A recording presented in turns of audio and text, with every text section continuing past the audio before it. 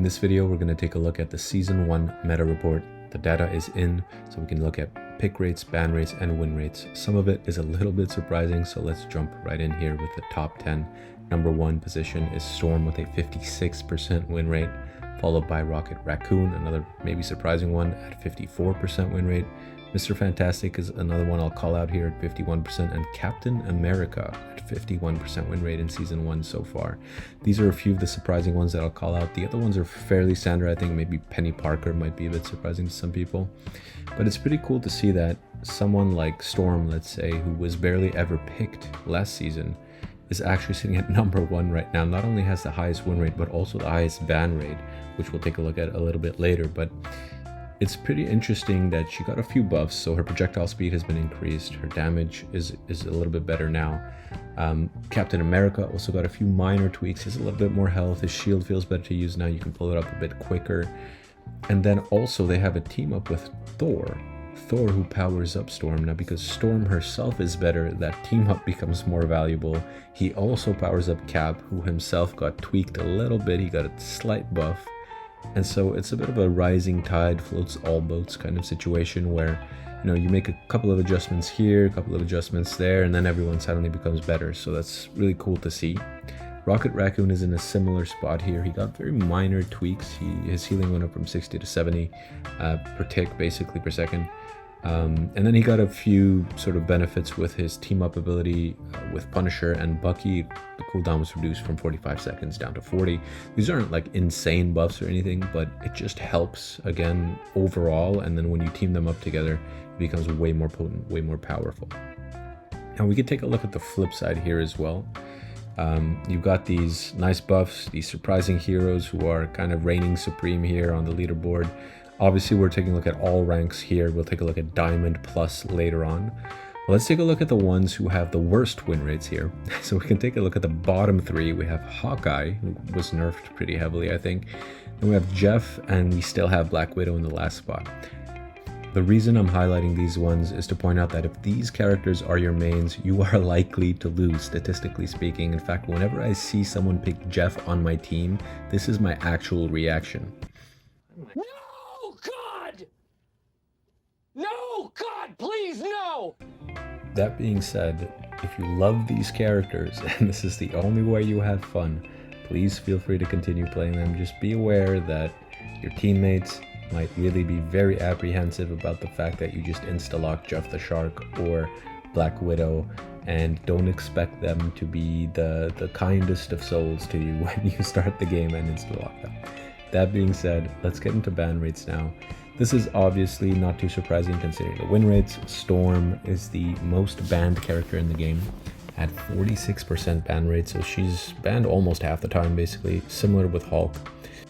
Now what's interesting here is that after the top 5, so after Wolverine at about 25% ban rate, it drops drastically down to close to 10% with Hela, and then everything else is below 10% ban rate. So really the top 5 characters are the most banned ones, so the Wolverines, the Hulks, and the Storms, and so on. Luna, Snow, of course. So what that data tells me is that if I were to look at the win rate leaderboard, and I were to pick a character that is not part of the top 5 most banned, then in Diamond and Plus lobbies, I should be able to consistently play that character and have good results. So that's a really interesting way to approach it. Again, if you pick a character that is not part of the top 5 most banned characters, but still is in the top 10 highest win rate characters, so meaning 50% or plus, then you are likely to be able to consistently play that character without having him be banned. Of course, until they start target banning you, the higher you go. But anyways, just wanted to put that out there as well. Now speaking of bans, ban phase only comes into play in Diamond or higher lobbies. So we can take a look at the win rates in those lobbies specifically. So this is Diamond and Plus here. It's very similar again, except Magic and Storm are flipped, probably because Storm is just banned a lot more. And then Wolverine is up there in the top 3.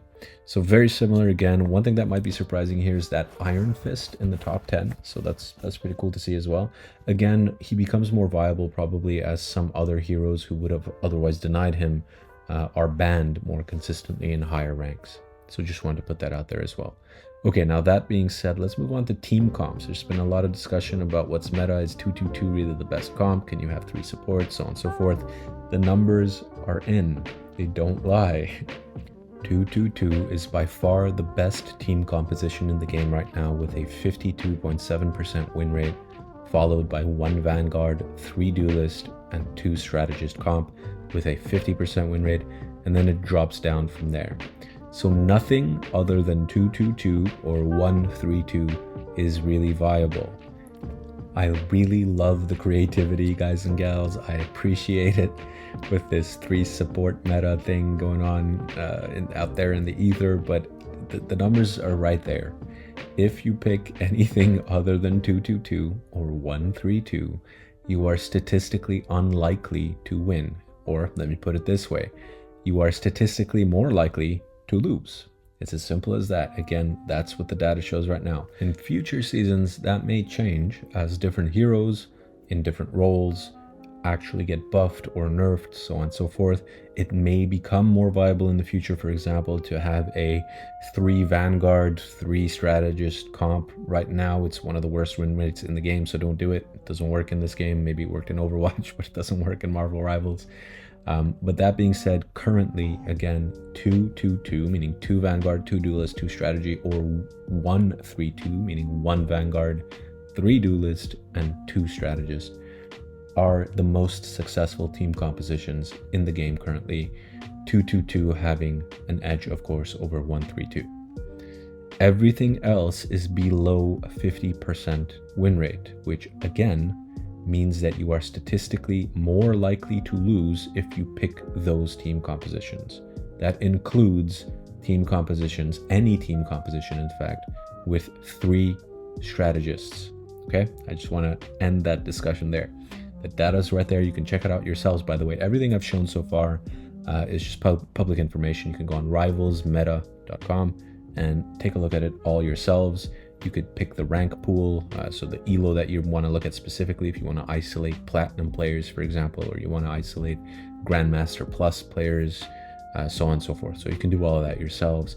I'm just presenting it to you and giving you my thoughts here. Nothing I say is sort of hidden from the public eye here. You yourselves can go get this information and come to your own conclusions. So please feel free to do that. Take everything I say with a grain of salt, verify it yourselves. This is just what I've observed and the conclusions that I've come to. And I think that the numbers don't lie.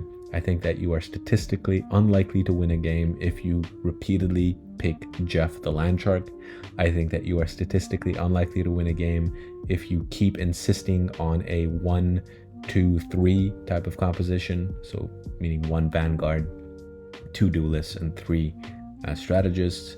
I think you are statistically unlikely to win the game if you insist on a 3 Vanguard, 3 Strategist composition. I think you are very likely to lose if you keep locking in or insta-locking in Black Widow, so on and so forth. However, I do think that your best bet right now is to take a look at, well, in lower elos, you don't even need to take a look at the ban rate. Just pick the best heroes that you can play from that top 10 list, right? So that would be like Storm, that would be Hulk, let's say, maybe Magic, maybe Wolverine you're going to play. Just learn any of the top 10 heroes and you're going to do well. Even Captain America is viable right now. Thor obviously is very viable right now. So pick one of those.